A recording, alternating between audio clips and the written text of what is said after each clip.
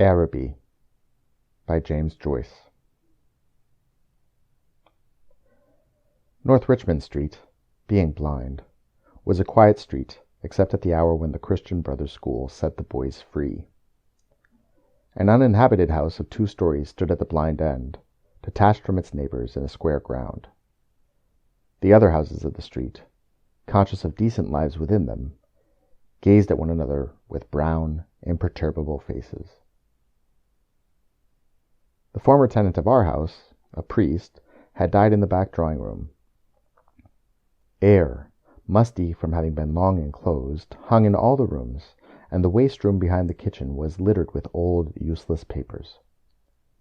Among these I found a few paper-covered books, the pages of which were curled and damp. The Abbot by Walter Scott, The Devout Communicant, and the Memoirs of Vidocq. I liked the last best because its leaves were yellow. The wild garden behind the house contained a central apple tree and a few straggling bushes, under one of which I found the late tenant's rusty bicycle pump. He had been a very charitable priest. In his will he had left all his money to institutions, and the furniture of his house to his sister. When the short days of winter came, dusk fell before we had well eaten our dinners. When we met in the street, the houses had grown somber. The space of sky above us was the color of ever-changing violet, and towards it the lamps of the street lifted their feeble lanterns. The cold air stung us, and we played till our bodies glowed. Our shouts echoed in the silent street. The career of our play brought us through the dark, muddy lanes behind the houses where we ran the gauntlet of the rough tribes from the cottages, to the back doors of the dark, dripping gardens where odors arose from the ash pits, to the dark, odorous stables where a coachman smoothed and combed the horse or shook music from the buckled harness. When we returned to the street, light from the kitchen windows had filled the areas. If my uncle was seen turning the corner, we hid in the shadow until we had seen him safely housed. Or if Mangan's sister came out on the doorstep to call her brother in to his tea, we watched her from our shadow peer up and down the street. We waited to see whether she would remain or go in, and if she remained, we left our shadow and walked up to Mangan's steps resignedly. She was waiting for us, her figure defined by the light from the half-opened door. Her brother always teased her before he obeyed, and I stood by the railings looking at her. Her dress swung as she moved her body, and the soft rope of her hair tossed from side to side. Every morning I lay on the floor in the front parlor watching her door. The blind was pulled down to within an inch of the sash so that I could not be seen. When she came out on the doorstep, my heart leaped. I ran to the hall, seized my books, and followed her. I kept her brown figure always in my eye, and when we came near the point at which our ways diverged, I quickened my pace and passed her. This happened morning after morning. I had never spoken to her, except for a few casual words, and yet her name was like a summons to all my foolish blood.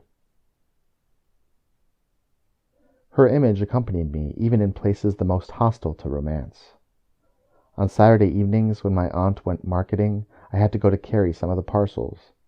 We walked through the flaring streets, jostled by drunken men and bargaining women, amid the curses of laborers, the shrill litanies of shop boys who stood on guard by the barrels of pigs' cheeks, the nasal chanting of street singers who sang a "Come All You" about O'Donovan Rossa, or a ballad about the troubles in our native land. These noises converged in a single sensation of life for me. I imagined that I bore my chalice safely through a throng of foes. Her name sprang to my lips at moments in strange prayers and praises which I myself did not understand. My eyes were often full of tears. I could not tell why, and at times a flood from my heart seemed to pour itself out into my bosom. I thought little of the future. I did not know whether I would ever speak to her or not, or, if I spoke to her, how I could tell her of my confused adoration. But my body was like a harp, and her words and gestures were like fingers running upon the wires. One evening, I went into the back drawing room in which the priest had died. It was a dark, rainy evening, and there was no sound in the house. Through one of the broken panes I heard the rain impinge upon the earth, the fine, incessant needles of water playing in the sodden beds. Some distant lamp or lighted window gleamed below me. I was thankful that I could see so little. All my senses seemed to desire to veil themselves, and feeling that I was about to slip from them, I pressed the palms of my hands together until they trembled, murmuring, "O love, O love," many times. At last she spoke to me. When she addressed the first words to me, I was so confused that I did not know what to answer. She asked me, was I going to Araby? I forgot whether I answered yes or no. It would be a splendid bazaar, she said. She would love to go. And why can't you? I asked. While she spoke, she turned a silver bracelet round and round her wrist. She could not go, she said, because there would be a retreat that week in her convent. Her brother and 2 other boys were fighting for their caps, and I was alone at the railings. She held one of the spikes, bowing her head toward me. The light from the lamp opposite our door caught the white curve of her neck, lit up her hair that rested there, and, falling, lit up the hand upon the railing. It fell over one side of her dress and caught the white border of a petticoat, just visible as she stood at ease. "It's well for you," she said. "If I go," I said, "I will bring you something." What innumerable follies laid waste my waking and sleeping thoughts after that evening. I wished to annihilate the tedious intervening days. I chafed against the work of school. At night, in my bedroom, and by day in the classroom, her image came between me and the page I strove to read.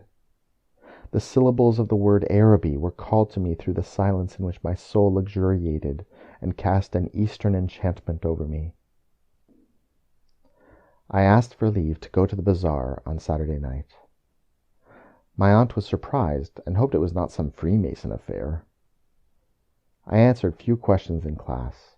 I watched my master's face pass from amiability to sternness. He hoped I was not beginning to idle.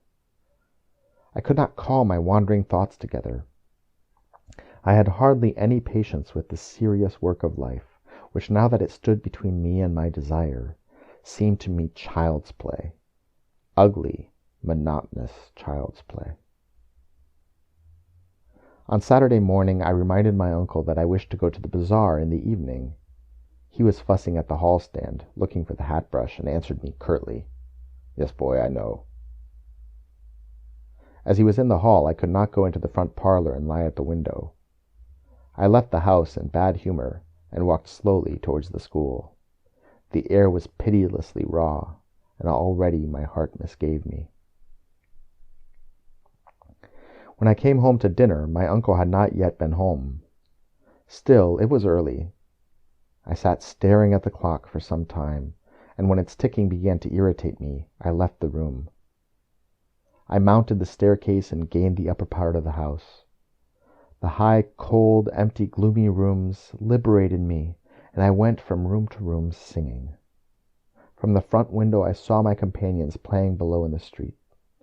Their cries reached me, weakened and indistinct, and leaning my forehead against the cool glass, I looked over at the dark house where she lived. I may have stood there for an hour, seeing nothing but the brown-clad figure cast by my imagination, touched discreetly by the lamplight at the curved neck, at the hand upon the railings, and at the border below the dress. When I came downstairs again, I found Mrs. Mercer sitting at the fire. She was an old, garrulous woman, a pawnbroker's widow, who collected used stamps for some pious purpose. I had to endure the gossip of the tea-table. The meal was prolonged beyond an hour, and still my uncle did not come. Mrs. Mercer stood up to go. She was sorry she couldn't wait any longer, but it was after 8 o'clock, and she did not like to be out late, as the night air was bad for her. When she had gone, I began to walk up and down the room, clenching my fists. My aunt said, "I'm afraid you may put off your bazaar for this night of our Lord." At 9 o'clock I heard my uncle's latchkey in the hall door. I heard him talking to himself, and heard the hall stand rocking when it had received the weight of his overcoat. I could interpret these signs. When he was midway through his dinner, I asked him to give me the money to go to the bazaar. He had forgotten. "The people are in bed and after their first sleep now," he said. I did not smile. My aunt said to him energetically, "Can't you give him the money and let him go? You've kept him late enough as it is." My uncle said he was very sorry he had forgotten. He said he believed in the old saying, "All work and no play makes Jack a dull boy." He asked me where I was going, and when I had told him a second time, he asked me, did I know the Arab's farewell to his steed? When I left the kitchen, he was about to recite the opening lines of the piece to my aunt. I held a florin tightly in my hand as I strode down Buckingham Street towards the station. The sight of the streets, thronged with buyers and glaring with gas, recalled to me the purpose of my journey. I took my seat in a third-class carriage of a deserted train. After an intolerable delay, the train moved out of the station slowly.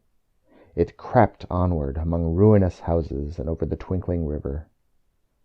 At Westland Row Station, a crowd of people pressed to the carriage doors, but the porters moved them back, saying that it was a special train for the bazaar.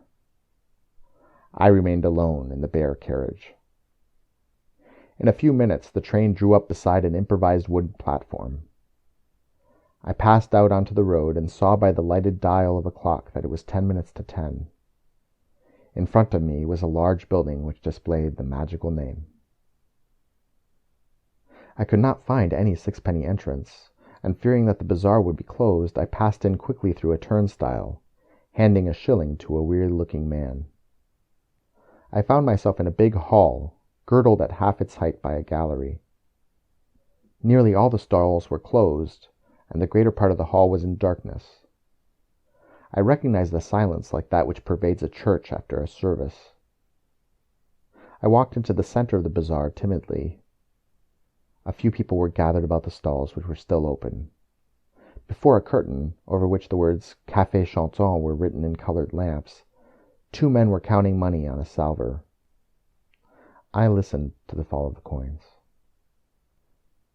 Remembering with difficulty why I had come, I went over to one of the stalls and examined porcelain vases and flowered tea sets. At the door of the stall, a young lady was talking and laughing with 2 young gentlemen. I remarked their English accents and listened vaguely to their conversation. "Oh, I never said such a thing." "Oh, but you did." "Oh, but I didn't." "Didn't she say that?" "Yes, I heard her." "Oh, there's a fib." Observing me, the young lady came over and asked me did I wish to buy anything. The tone of her voice was not encouraging. She seemed to have spoken to me out of a sense of duty. I looked humbly at the great jars that stood like Eastern guards at either side of the dark entrance to the stall, and murmured, "No, thank you." The young lady changed the position of one of the vases and went back to the 2 young men. They began to talk of the same subject. Once or twice the young lady glanced at me over her shoulder. I lingered before her stall, though I knew my stay was useless, to make my interest in her wares seem the more real. Then I turned away slowly and walked down the middle of the bazaar. I allowed the 2 pennies to fall against the 6pence in my pocket. I heard a voice call from one end of the gallery that the light was out. The upper part of the hall was now completely dark. Gazing up into the darkness, I saw myself as a creature driven and derided by vanity, and my eyes burned with anguish and anger.